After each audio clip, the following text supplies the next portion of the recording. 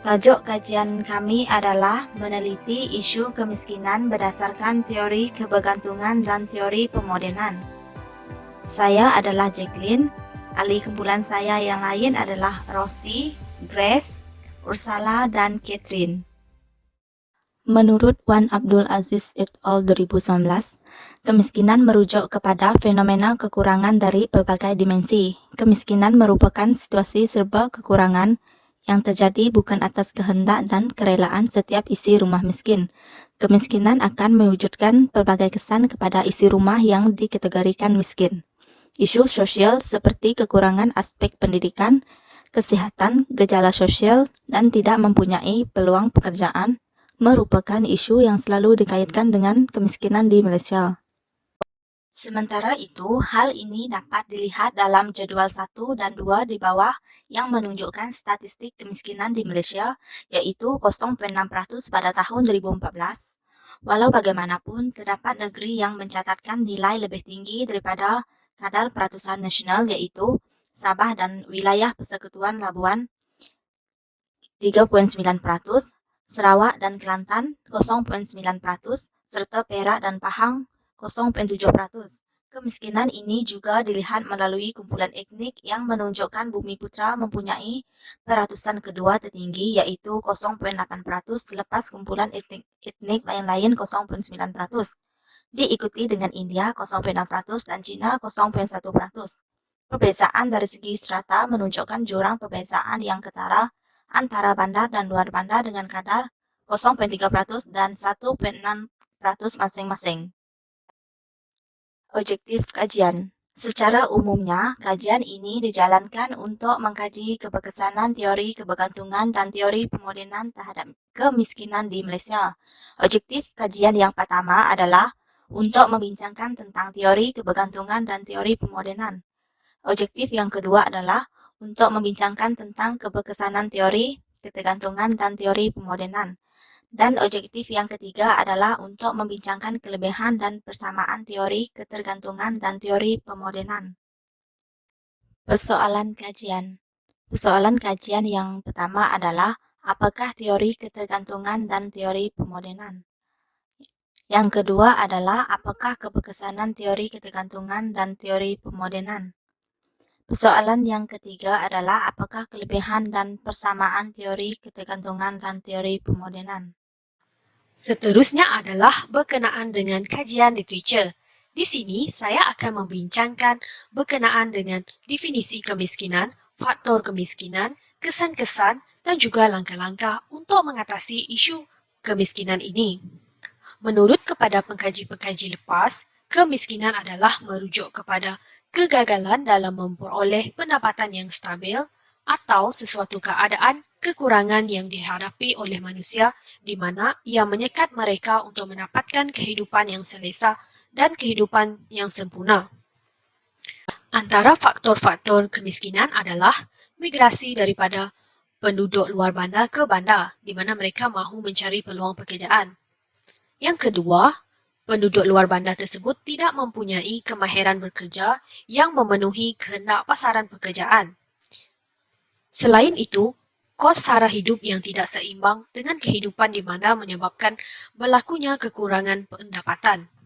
Kenaikan harga barang juga merupakan faktor lain yang meningkatkan kadar kemiskinan di mana kadar perbelanjaan seharian lebih tinggi daripada jumlah pendapatan.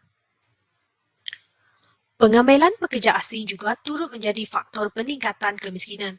Hal ini kerana majikan mahu mendapatkan keuntungan yang lebih tinggi dan mengurangkan kos gaji kerana gaji pekerja asing jauh lebih rendah berbanding pekerja tempatan.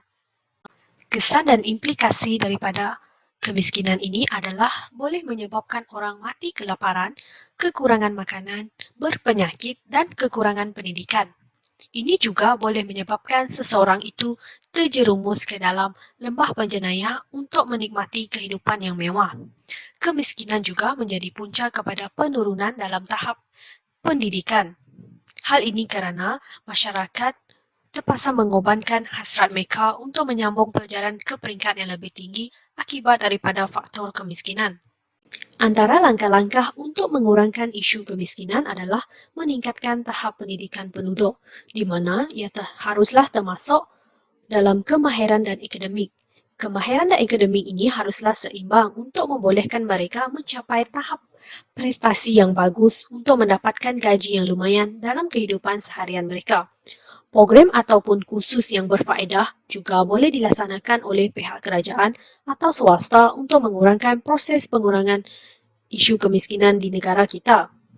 Pemberian bantuan-bantuan khas ataupun pinjaman dari segi kewangan tempat tinggal haruslah dilaksanakan kerana ini adalah salah satu inisiatif yang boleh membantu dalam mengurangkan kadar kemiskinan rakyat. Ini adalah berkaitan dengan metodologi dan kerangka konseptual. Kumpulan kami memilih pendekatan analisis untuk mengkaji ataupun mengupas berkenaan dengan topik yang kami kaji. Kami menggunakan artikel-artikel tempatan dan juga luar negara. Di sini, kaedah pencarian artikel adalah menggunakan kata kunci dalam bahasa Melayu, iaitu mengenai tajuk kajian kami, meneliti isu kemiskinan berdasarkan teori ketergantungan dan teori pemodenan. Bagi kerangka konseptual juga, pengkaji akan bersandar kepada dua dominan utama iaitu kebaikan dan keburukan dua teori tersebut dan juga faktor-faktor kemiskinan. Kedua-dua dominan ini akan disokong untuk meneliti isu-isu berdasarkan teori bagi membantu pengkaji untuk melihat kesan kemiskinan dan juga menerangkan langkah-langkah yang boleh mengurangkan kemiskinan di negara kita. Terdapat dua teori yang akan dibincangkan di dalam laporan ini, yaitu teori ketergantungan dan juga pemodenan. Terdapat dua istilah yang sering digunakan untuk menerangkan hubungan ketergantungan, yaitu istilah keadaan pusat dan keadaan satelit. Negara pusat dapat dikenali dengan negara industri maju yang mempunyai banyak simpanan dan modal. Sementara, negara satelit dapat ditafsirkan sebagai negara kurang berkembang dari segi perindustrian kerana sistem pengeluaran yang digunakan masih menggunakan kaedah tradisional. Terdapat tiga bentuk ketergantungan yaitu kolonial, kewangan dan juga teknologi industri. Pertama, ketergantungan kolonial merupakan satu jenis ketergantungan di mana memonopoli kawalan tanah, ranjau, sumber daya manusia seperti hamba, emas, perak dan sebagainya dalam urusan perdagangan dengan negara jajahan yang lainnya. Yang kedua ialah ketergantungan keuangan pula berlaku di mana ekonomi negara-negara yang memperhatikan teori ini akan lebih tertumpu untuk berpusat pada aktiviti seperti mengekspor bahan mentah dan produk-produk pertanian untuk kegunaan masyarakat di negara-negara Eropah. Ketiga pula ialah mengenai ketergantungan teknologi yang mana mula muncul pada era pasca Perang Dunia Kedua, iaitu ketika pembangunan industri mula berkembang pesat di kebanyakan negara yang kurang maju.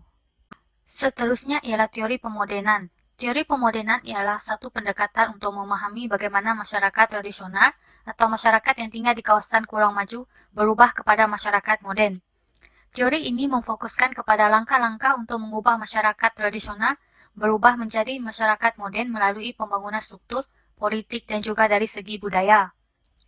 Teori pemodenan menyifatkan pembangunan sebagai satu perkembangan logik dari tradisional ke moden kerana masyarakat tradisional menerapkan ciri-ciri masyarakat maju, yaitu dari segi penggunaan teknologi maju, urbanisasi, pendapatan per kapita yang tinggi, mempunyai kualiti hidup yang tinggi, mengalami peralihan demografi yang lengkap, individualisme dan kapitalisme. Keberkesanan teori ketergantungan. Menurut Sukma Ayu 2021, kemiskinan dan kesenjangan yang terjadi di negara-negara berkembang memunculkan isu adanya ketergantungan yang sengaja diciptakan oleh negara maju kepada negara berkembang dan negara miskin agar selalu berada di bawah kendalian mereka. Teori ketergantungan ini menyatakan bahawa interaksi antara negara kaya dan negara membangun dan negara miskin adalah tidak seimbang, yang menjadikan negara-negara tersebut tidak mendapat keuntungan dari kerjasama yang ada. Perkara ini menyebabkan beberapa negara miskin tetap miskin kerana menghadapi kekurangan peluang akibat eksploitasi oleh negara-negara kaya.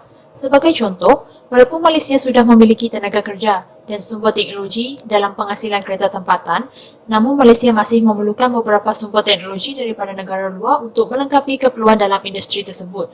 Dalam teori ketergantungan ini, pembangunan industri Malaysia boleh dilihat sebagai tidak berpengaruh berbanding negara-negara maju yang mempunyai pasaran lebih besar dan luas.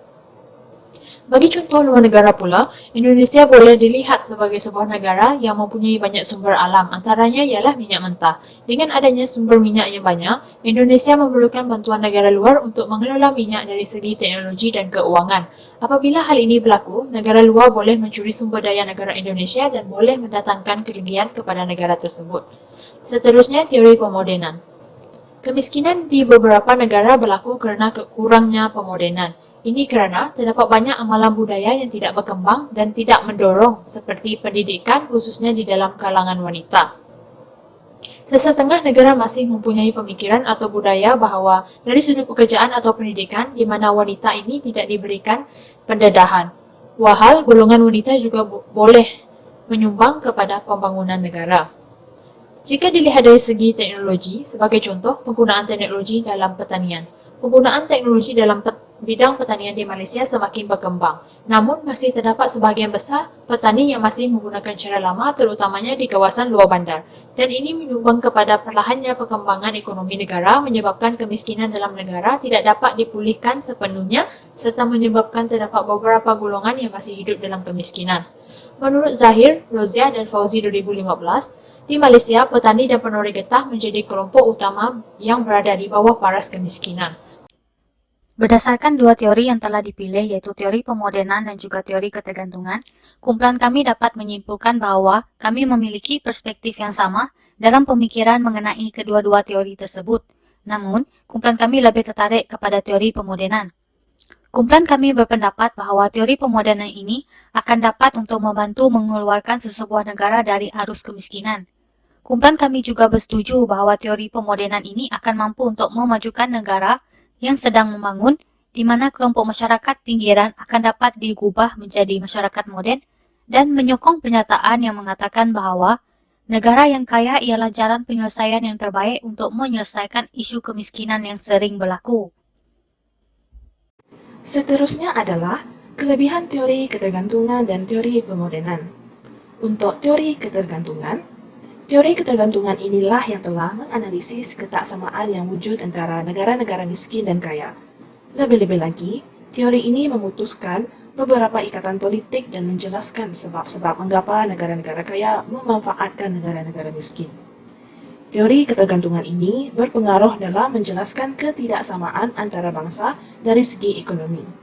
Teori ketergantungan juga menegaskan bahawa perbezaan itu adalah akibat imperialisme oleh negara-negara yang berkuasa dan kaya di dunia.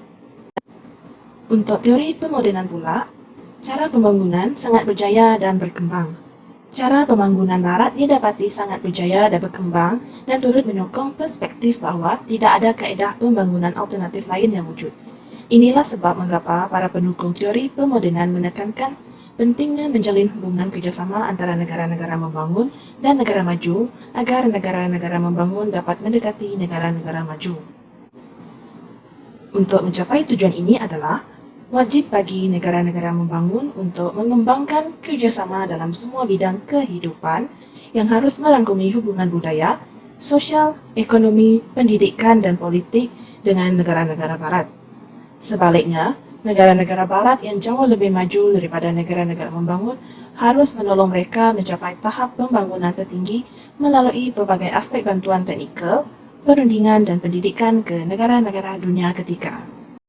Untuk persamaan teori ketergantungan dan teori pemodenan pula, kedua-dua teori ketergantungan dan teori pemodenan menyatakan bahawa disebabkan oleh perkembangannya yang sangat tinggi di negara-negara barat, mereka menonjol sebagai pemimpin dunia yang mempengaruhi semua aspek dan bidang kehidupan jika kita menganalisisnya secara praktikal, meliputi kehidupan ekonomi, sosial, politik, dan budaya juga. Selain itu, pengalaman negara-negara barat diikuti oleh negara-negara membangun dan tidak maju. Walaupun pandangan mereka mengenai kebergantungan negara-negara membangun pada negara maju sedikit berbeza, tetapi kedua-dua teori pada dasarnya menunjuk ke arah kedudukan dan kedudukan dominan negara-negara barat yang memberikan ruang yang sangat sedikit untuk yang lain untuk diadopsi untuk membangun, kecuali untuk negara mereka sendiri. Kedua-dua teori bersetuju dengan kenyataan bahawa kerjasama antara negara membangun dan berkembang dapat membawa kepada integrasi. Kesimpulannya, isu kemiskinan masih menjadi permasalahan kepada sesebuah negara. Isu kemiskinan di dalam kajian ini telah dibincangkan menggunakan teori ketergantungan dan teori pemodenan. Teori ketergantungan telah mengkritik paradigma moden dan ada istilah yang sering digunakan, yaitu istilah pusat dan pinggiran ketika membincangkan teori ini, di mana negara-negara yang muncul akibat dari kegiatan penjajahan akan terus bergantung kepada negara kapitalisme teras melalui pembentukan baru pergantungan ekonomi dan politik. Manakala teori moden memfokuskan kepada langkah-langkah untuk mengubah masyarakat tradisional kepada masyarakat moden melalui pembangunan struktur, politik dan budaya. Berdasarkan teori-teori yang telah dipilih, pengkaji telah memilih teori pemodenan. Hal ini demikian kerana pengkaji berpendapat bahawa teori tersebut membawa kebaikan kepada negara, yang mana isu kemiskinan di Malaysia dapat dibasmi menggunakan teori pemodenan.